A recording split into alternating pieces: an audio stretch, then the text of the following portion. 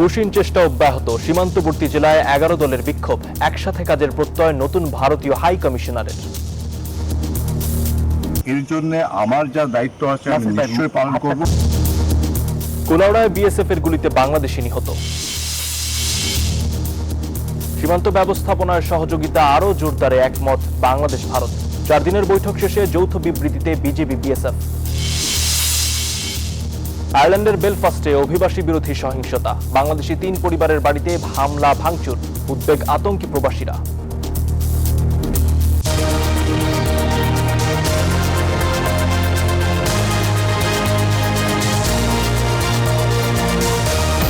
স্বাগত প্রবাসের সংবাদে, সঙ্গে আছি আমি আসিফ সামাদ। দেখছিলেন বিআরবি কেবলস সংবাদ শিরোনাম। এবারে বিস্তারিত। আবারও বিএসএফ এর পুশিন চেষ্টা রুখে দিল বিজিবি। শুক্রবার সকালে কুষ্টিয়ার দৌলতপুর উপজেলার প্রাকপুর সীমান্ত দিয়ে 12 জনকে পুশিন চেষ্টা করে বিএসএফ। স্থানীয় বাসিন্দাদের সাথে নিয়ে রুখে দেয় বিজিবি। অবৈধ অনুপ্রবেশ রোধে সতর্ক অবস্থানে রয়েছে গ্রামবাসীও। কুষ্টিয়ার দৌলতপুর উপজেলার প্রাকপুর সীমান্ত দিয়ে 12 জনকে পুশিনের চেষ্টায় রুখে দিয়েছে বিজিবি। সকালে এই অবৈধ পুশিনের চেষ্টা চালায় বিএসএফ। বিজিবির কঠোর প্রতিরোধে বর্তমানে সীমান্তের শূন্যরেখায় অবস্থান করছেন তারা। এদিকে পুশিনের সব ধরনের অপচেষ্টা প্রতিরোধে সতর্ক অবস্থানে থাকার কথা জানান বিজিবির এই কর্মকর্তা। স্থানীয় জনগণ এবং বর্ডার গার্ড বাংলাদেশের যৌথ প্রচেষ্টা এই ধরনের পুশিন সংক্রান্ত যে কোনো ধরনের অপতৎপরতা রুখে দেওয়ার জন্য সর্বদা সজাগ আছে। আমাদের একটাই কথা, পুশিং গ্রহণযোগ্য না, পুশিং করতে দেওয়া হবে না। পুশিন প্রতিহত করতে উত্তরের সীমান্ত জেলা পঞ্চগড়ের 277 কিলোমিটার ভারত বাংলাদেশ সীমান্তে বিজিবির কড়া নজরদারি ও টহল অব্যাহত রয়েছে। 5 জুনের পর এই সীমান্ত দিয়ে আর কোনো পুশিনের চেষ্টা করেনি বিএসএফ। পুশিং করতেছে, আমরা বিজিবির সাথে টহল দিচ্ছি। ঝড় বৃষ্টি যাই হোক, বিজিবি ভাইয়েরা ভালো মতো টহল করতেছে যাতে ভারতের বিএসএফ পুশিন না করতে পারে বাংলাদেশে। আমরাও স্থানীয়রা আছি বিজিবি ভাইয়ের পাশে। লালমনিরহাট সীমান্তে পুশিন ঠেকাতে বিজিবির পাশাপাশি কড়া পাহারায় রয়েছে গ্রামবাসীও। ইন্ডিয়া থেকে বাংলাদেশে কোনো লোক পার করে দিতে না পারে, সেই জন্য আমরা প্রত্যেকটা জনগণ ও সীমান্ত পাহাড়ের লোক সচেতন আছি। কুড়িগ্রাম সীমান্তে পুশিন ঠেকাতে বিজিবির পাশাপাশি কড়া পাহারায় রয়েছে সীমান্তবাসী। বিশেষ করে পাহাড়গুলোতে সন্ধ্যার পর থেকেই গ্রামবাসীদের মধ্যে সতর্ক অবস্থান নেন স্থানীয়রা। তারা যাতে কেউ অবৈধভাবে বাংলাদেশে প্রবেশ করতে না পারে, বিজিবির সাথে আমরা সচরাচর অ্যাক্টিভ সতর্ক অবস্থানে আছি। এদিকে জামালপুরের বকশীগঞ্জ সীমান্তে পুশিনের ঘটনায় সীমান্ত উত্তেজনার পর বর্তমানে পরিস্থিতি স্বাভাবিক রয়েছে। Desk report, news 24। সীমান্তে পুশিন ও হত্যার প্রতিবাদে দেশের সীমান্তবর্তী জেলাগুলোতে মানববন্ধন ও বিক্ষোভ মিছিল করেছে 11 দলীয় ঐক্যজোটের নেতাকর্মীরা। সীমান্তে হত্যা দেশের স্বাধীনতা ও সার্বভৌমত্বের জন্য উদ্বেগজনক বলে দাবি করেন বক্তারা। এদিকে চট্টগ্রামে এনসিপির মুখ্য সমন্বয়ক নাসির উদ্দিন পাটোয়ারি বলেন, ভারত সীমান্তে পুশিন করে দক্ষিণ এশিয়াকে অস্থিতিশীল করার চেষ্টা করছে। পুশিন ও সীমান্ত হত্যা নিয়ে উত্তাল সারা দেশ। এরই প্রতিবাদে সমাবেশ ও বিক্ষোভ কর্মসূচি পালন করেছে 11 দলীয় ঐক্যজোট। শুক্রবার বাদ আসর সিলেটের 6টি সীমান্তবর্তী উপজেলায় পৃথকভাবে এ বিক্ষোভ কর্মসূচি অনুষ্ঠিত হয়। এ সময় বক্তারা বলেন, সীমান্তে হত্যা দেশের স্বাধীনতা ও সার্বভৌমত্বের জন্য উদ্বেগজনক। এদিকে চাঁপাইনবাবগঞ্জের শিবগঞ্জে বিক্ষোভ সমাবেশ ও মিছিল করেন 11 দলীয় জোটের নেতাকর্মীরা।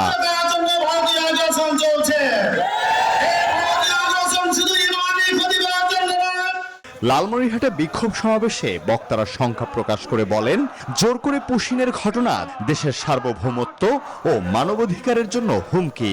বাংলাদেশে ইন্ডিয়া যে পুশিনের নীতি অবলম্বন করে আসছে, আমরা এটা ঘোর বিরোধী। মূলত চাচ্ছে যে একটা ইস্যু তৈরি করে বাংলাদেশ এবং ভারত যাতে এটা দ্বন্দ্ব তৈরি হয়, পুশিনের বিপক্ষে, আমার সীমান্ত হত্যার বিপক্ষে। মেহেরপুরের মুজিবনগর উপজেলা পরিষদের সামনে থেকে বিক্ষোভ মিছিল বের করে দলটি। পরে বিভিন্ন সড়ক প্রদক্ষিণ করে সীমান্তের 105 নম্বর পিলার সংলগ্ন স্বাধীনতা সড়কে গিয়ে শেষ হয়। বাংলাদেশের ভারত বন্ধু নয়। এদিকে সীমান্তে নিরাপত্তা জোরদার ও দেশের সার্বভৌমত্ব রক্ষার দাবিতে সাতক্ষীরার ভোমরা স্থলবন্দরেও সমাবেশ ও প্রতিবাদ সভা করেন দলটির নেতাকর্মীরা। এদিকে চট্টগ্রাম সার্কিট হাউসে সাংবাদিকদের সাথে আলাপকালে এনসিপির মুখ্য সমন্বয়ক নাসিরউদ্দিন পাটোয়ারি বলেন, সীমান্তে পুশিন করে দক্ষিণ এশিয়াকে অস্থিতিশীল করার চেষ্টা করছে ভারত। সীমান্তে মানুষকে আহ্বান জানায়, মানব প্রাচীর তৈরি করুন, ঐক্যবদ্ধভাবে বিজিবির সাথে থাকুন, পুরো বাংলাদেশ আপনাদের সাথে আছে, আপনারা সাহস করে দাঁড়ান। এছাড়াও একই দাবিতে নীলফামারী, ফেনী সহ সীমান্তবর্তী জেলাগুলোতে বিক্ষোভ ও প্রতিবাদ সমাবেশ করে দলটি। Desk report, news 24। পুশিন নিয়ে কাজ করবে বাংলাদেশ ভারত, জানিয়েছেন ঢাকায় নিযুক্ত ভারতের নতুন হাই কমিশনার দীনেশ ত্রিবেদী। বেনাপোল স্থলবন্দরে সাংবাদিকদের সঙ্গে আলাপকালে একথা বলেন তিনি। এ সময় দুদেশের মধ্যে শান্তি ও সম্প্রীতি প্রতিষ্ঠায় একযোগে কাজ করার প্রত্যয় ব্যক্ত করেন দীনেশ ত্রিবেদী। আরও বলেন, বাংলাদেশ ও ভারত ঐক্যবদ্ধ থাকলে বিশ্বের যে কোনো লক্ষ্য অর্জন করা সম্ভব। শুক্রবার দুপুরে তিনি বেনাপোল পেট্রাপোল স্থলবন্দর দিয়ে পায়ে হেঁটে বাংলাদেশে প্রবেশ করেন।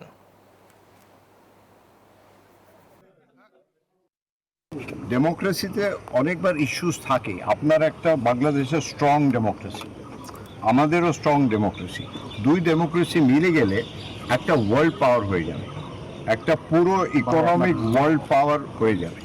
কিন্তু এই মেলামেশাটা দরকার, আর এর জন্য আমার যা দায়িত্ব আছে আমি নিশ্চয়ই পালন করব, কিন্তু আপনার সাপোর্ট থাকা দরকার। মৌলভীবাজারের কুলাউড়া উপজেলার দত্তগ্রাম সীমান্ত এলাকায় ভারতীয় সীমান্তরক্ষী বাহিনী বিএসএফ এর গুলিতে মুজিবুর রহমান নামে এক বাংলাদেশি নিহত হয়েছেন। শুক্রবার বিকেলে শরীফপুর ইউনিয়নের দত্তগ্রাম সীমান্তে এই ঘটনা ঘটে। কুলাউড়া থানার ভারপ্রাপ্ত কর্মকর্তা জহিরুল ইসলাম মুন্না ঘটনার সত্যতা নিশ্চিত করে জানান, খবর পেয়ে পুলিশ ঘটনাস্থলে পাঠানো হয়। তবে শরীফপুর ইউনিয়ন পরিষদের ভারপ্রাপ্ত চেয়ারম্যান নিপারানী দাস জানান, নিশ্চিন্তপুর এলাকায় মনু নদীতে নামার পর মুজিবুর ভারতীয় সীমানায় চলে গেলে বিএসএফ তাকে গুলি করে। নিহতের লাশ বিএসএফ এর কাছে রয়েছে বলে জানায় বিজিবি। বাংলাদেশ ও ভারতের সীমান্ত ব্যবস্থাপনায় সহযোগিতা আরও জোরদারের বিষয়ে একমত হয়েছে দুই দেশ। গোয়েন্দা তথ্য আদান প্রদান, সমন্বিত টহল জোরদার সহ সীমান্ত সংশ্লিষ্ট অপরাধ দমনে যৌথ উদ্যোগ বাড়ানোর সিদ্ধান্ত নেওয়া হয়েছে। ভারতের নয়াদিল্লিতে 4 দিনের বৈঠক শেষে যৌথ বিবৃতিতে এসব তথ্য জানিয়েছে বাংলাদেশ বর্ডার গার্ড বিজিবি ও ভারতের বর্ডার সিকিউরিটি ফোর্স বিএসএফ।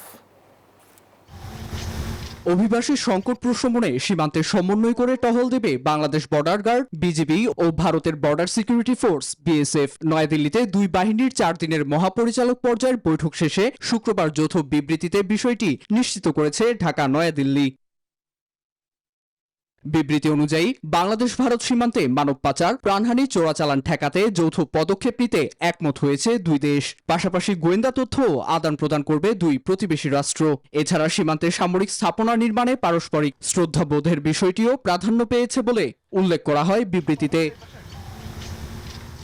আলোচনায় অন্যতম ছিল সীমান্ত এলাকায় পুশিনের বিষয়টি। যদিও আলোচনা চলাকালেই বাংলাদেশ সীমান্তে বিএসএফ এর পুশিনের চেষ্টার নজির রয়েছে বহু। এতে বিবৃতিতে ইতিবাচক আলোচনার ইঙ্গিত থাকলেও কার্যকারিতা নিয়ে সংশয় প্রকাশ করেছেন আন্তর্জাতিক বিশ্লেষকরা। সীমান্ত সংকট নিয়ে দুই পক্ষের পরবর্তী বৈঠক আগামী নভেম্বরে ঢাকায় অনুষ্ঠিত হবে বলেও জানানো হয়েছে। নীরব দাস, নিউজ 24। উত্তর আয়ারল্যান্ডের রাজধানী বেলফাস্টে অভিবাসী বিরোধী সহিংস বিক্ষোভের মধ্যে 3টি বাংলাদেশি পরিবারের বাড়িতে হামলা ও ভাঙচুরের ঘটনা ঘটেছে। গেল মঙ্গলবার রাতে শুরু হওয়া হামলা ও ভাঙচুরের ঘটনায় অন্তত 3টি বাংলাদেশি পরিবারের বাড়িতে হামলা করেছে অভিবাসী বিরোধী বিক্ষোভকারীরা। হামলার পর পরিবারগুলোর সদস্যদের নিরাপত্তার স্বার্থে বাড়ি ছাড়তে বাধ্য হতে হয়েছে। তবে পুলিশ 3 পরিবারের সদস্যদের উদ্ধার করে নিরাপদ স্থানে সরিয়ে নিয়েছে।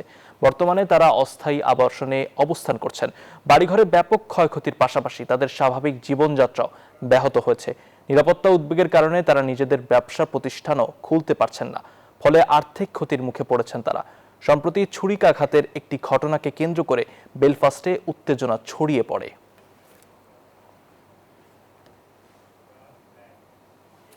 ফ্রান্সে বেড়ে ওঠা প্রবাসী বাংলাদেশি শিশু কিশোরদের ইসলামী মূল্যবোধ, নৈতিক শিক্ষা ও বাংলা সংস্কৃতির সঙ্গে সম্পৃক্ত রাখতে প্যারিসের অদূরে একটি পার্কে অনুষ্ঠিত হয়েছে বর্ণাঢ্য শিক্ষা সফর।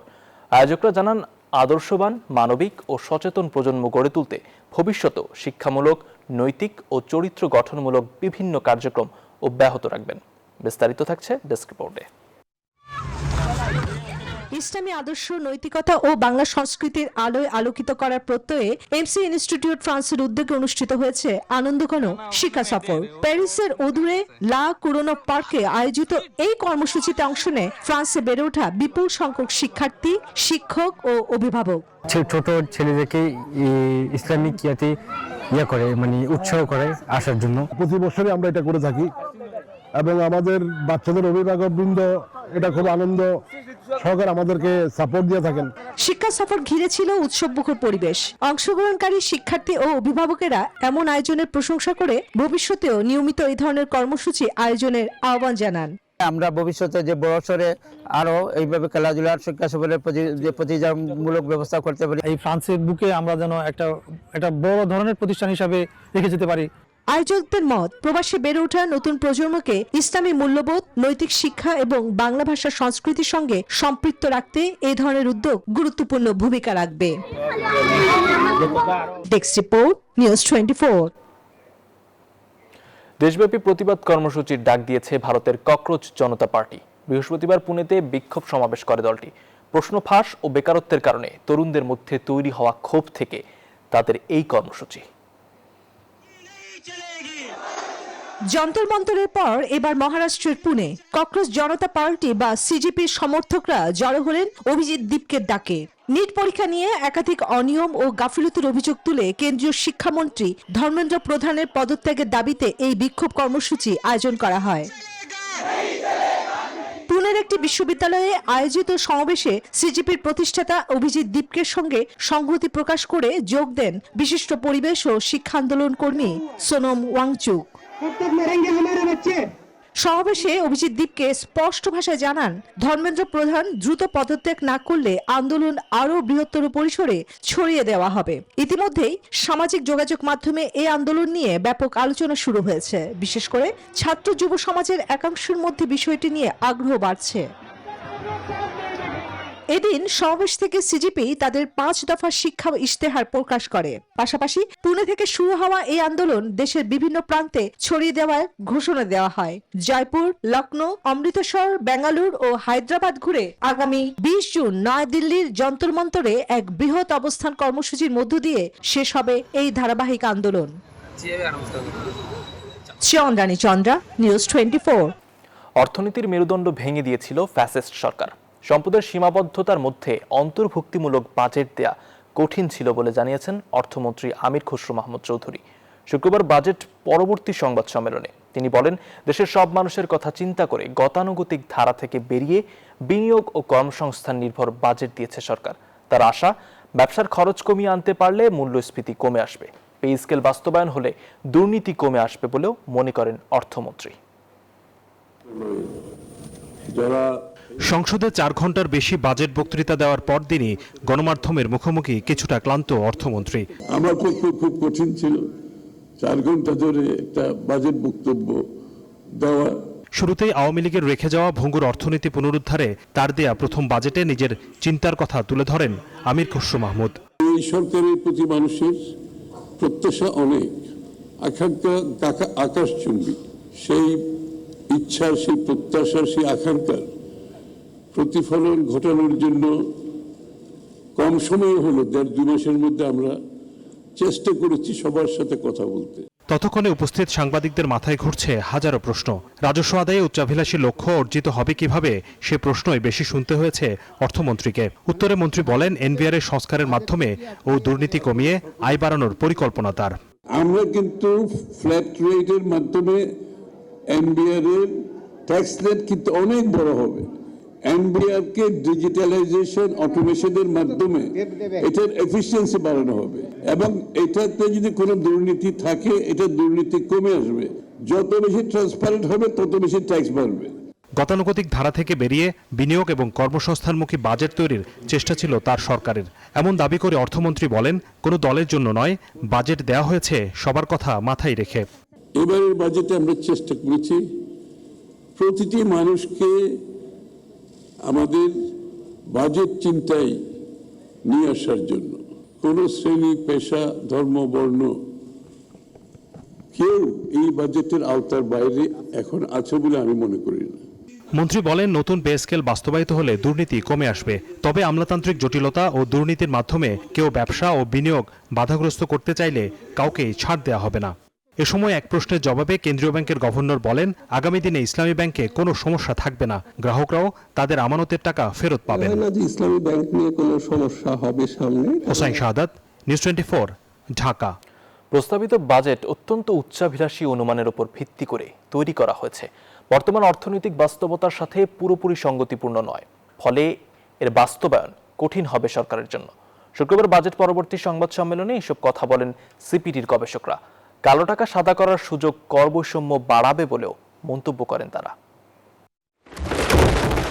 প্রায় 2 দশক পর ক্ষমতায় বসে প্রথম বাজেট দিল বিএনপি সরকার, যেখানে রাজনৈতিক অঙ্গীকার মাথায় রেখেই বাজেট সাজিয়েছেন অর্থমন্ত্রী। যদিও মূল্যস্ফীতির অব্যাহত চাপ এবং দীর্ঘদিনের নানা সংকটে বিপর্যস্ত অর্থনীতি, সেই অর্থনীতি পুনরুদ্ধারই এখন বড় চ্যালেঞ্জ। বার্ষিক উন্নয়ন কর্মসূচি সেখানে তবে নতুন অর্থ বছরের জন্য প্রস্তাবিত এই বাজেট অত্যন্ত উচ্চাভিলাষী অনুমানের উপর ভিত্তি করে তৈরি করা হয়েছে, বলছে বেসরকারি উন্নয়ন সংস্থা সিপিডি। শুক্রবার বাজেট পর্যালোচনা নিয়ে সংবাদ সম্মেলনে সংস্থাটির গবেষকরা বলেন, চলমান অর্থনৈতিক চাপের মধ্যে এই বাজেট বাস্তবায়ন সরকারের জন্য বড় চ্যালেঞ্জ। আগামী অর্থ বছরে 7.5% করা হয়েছে, সেটা অর্জন করতে হলে আসলে অনেক ধরনের পদক্ষেপ নিতে হবে। আগামী অর্থ বছরে মূল্যস্ফীতি 7.5% নামিয়ে আনা নিয়েও শঙ্কা প্রকাশ করেছে সিপিডি। সংস্থাটির মতে বিদ্যমান অর্থনৈতিক পরিস্থিতিতে এই লক্ষ্য অর্জন করা অত্যন্ত কঠিন হবে। তারা বিভিন্ন শুল্ক হার ইত্যাদি কমিয়েছেন, তো এটা দিয়ে তারা একটা প্রবৃদ্ধির মতো একটা পরিবেশ সৃষ্টি করার চেষ্টা করেছেন। বাজেটে কর ছাড় ব্যক্তি খাত সহায়ক হবে, তবে উচ্চ মূল্যস্ফীতির এই সময়ে করমুক্ত আয়ের যে সীমা নির্ধারণ করা হয়েছে তা নিম্ন আয়ের মানুষদের স্বস্তি দেওয়ার জন্য যথেষ্ট নয়, বলছে সিপিডি। উৎপাদনশীলতা যদি না হয় তাহলে কিন্তু সেটাও আবার মূল্যস্ফীতিকে বাড়িয়ে দিতে পারে, কারণ ব্যয়টা থেকে যদি রিটার্ন আসে, উৎপাদনশীলতা বাড়ে, বিনিয়োগ বাড়ে, কর্মসংস্থান বাড়ে, তাহলেই কিন্তু এই মূল্যস্ফীতির লক্ষ্যমাত্রা সম্ভব হবে। এই সরকার যথেষ্ট চেষ্টা করবেন যাতে করে ব্যয়টা তারা ঠিকমতো করতে পারেন।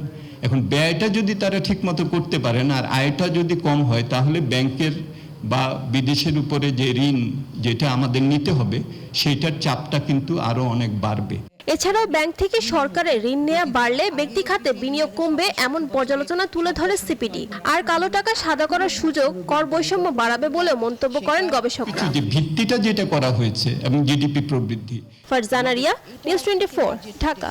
এই ছিল প্রবাসের সংবাদে। আরো সংবাদ ও বিশ্লেষণ জানতে ভিজিট করুন news24bd.tv। সঙ্গে থাকার জন্য ধন্যবাদ।